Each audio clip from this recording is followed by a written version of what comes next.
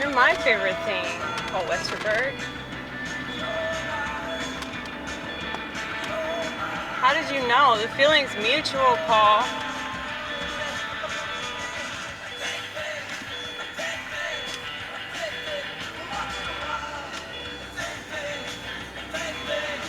You know, I was talking about this in the last video, about how people don't have anything that they're passionate about, which is why they have all these fake passions with their fake identity. And those of us that have a real identity and real passions, we don't need anybody to confirm this. We don't need anybody to agree with this.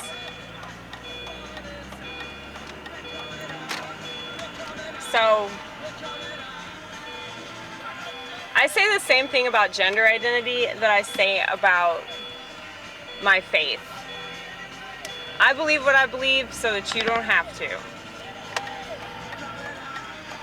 If you are comfortable with yourself, and you're comfortable with who you are and what you believe in, what you don't believe in, then nobody has to go along with it at all. And, you know, people just don't have that anymore. I mean, they still do, some of them do, but as a whole, I would say that that's just lost on most people. Now, maybe the internet is just making these things so obvious, and I'm foolish to think that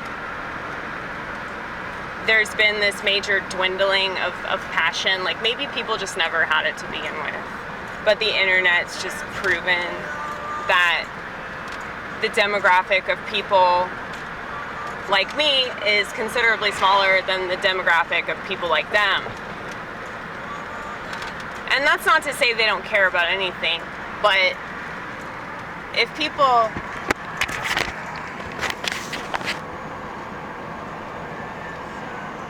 were truly passionate, that would be enough for them. I really believe that, mainly because, like, I've always lived my life in a pretty fulfilling way. Like, even when I was self-destructing, I had plenty to think about, you know? So I really think it's because people just aren't thinking about stuff. They're not conscious of their feelings. And it's easy to, like, hate on people like that. It's easy to look down on those people and try to shame them or whatever.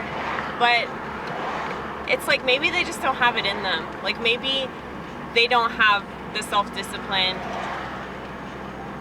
You know, like, I was talking to my mom today about her health, because she's really overweight, and she just has all these problems with her digestive system, and I told her, I was like, it's because you eat crap, Mom. It's because you eat crap. And she's like, well, I don't have that many options. I'm like, well, you do, but you're not willing to accommodate, you know? It takes a lot of self-discipline. And so, I get it to some extent. And I do feel sorry for people like that, because they just really don't have it in them to change. They don't have it in them to live a life that doesn't make them feel like shit, you know? And that's not just about weight, that's about hobbies.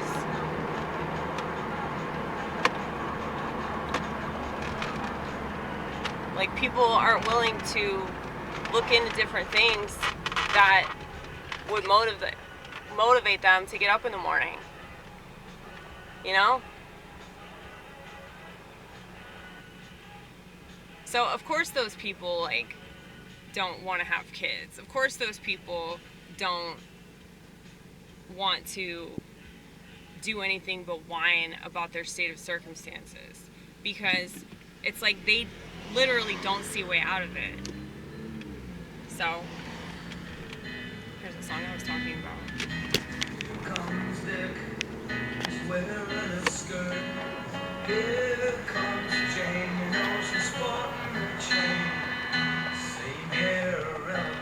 But yeah, the point that I was trying to make earlier about how, like, unconventional people have always lived an unconventional life. And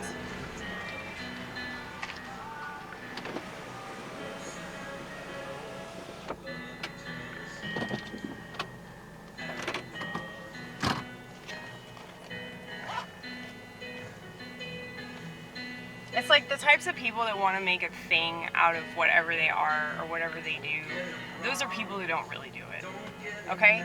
Because it's part of their identity to promote these things, you know? And it's because they're empty inside. They don't have anything going for them, so they're like, well, I'll just talk about being gay all the time. I'll just talk about being black all the time.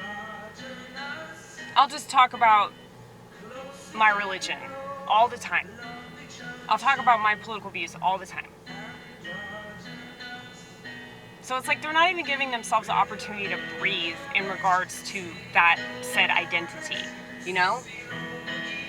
So dare they take a breath outside this realm of competition, outside this realm of obsession with this particular thing, you know? It's like they're betraying themselves, you know?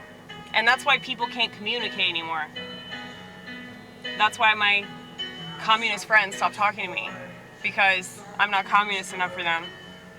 And it's like for them to associate with somebody that's to the right of them is shameful.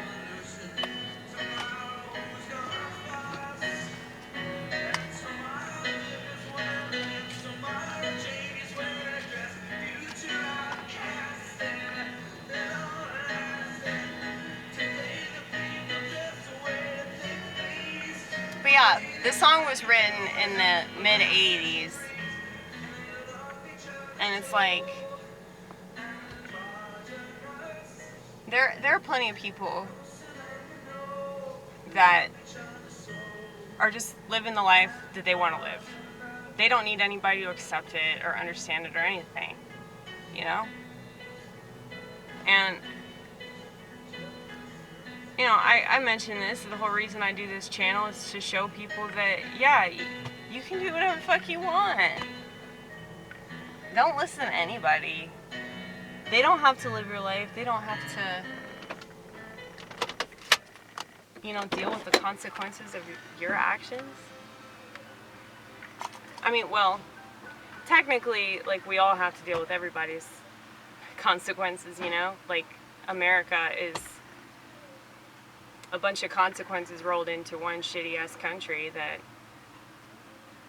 you know, the same things that contribute to it being great are the same things that contribute to it sucking, okay? So, if everybody is free, if everybody's allowed to make bad decisions, then there are going to be people that are way less conscious making really bad decisions. And then if you control the culture and you control what people see on a regular basis, then you have, like, I would say the vast majority of society that's completely under the thumb of corporations and media and celebrity culture and politics and all that. So, religion is the least of our problems.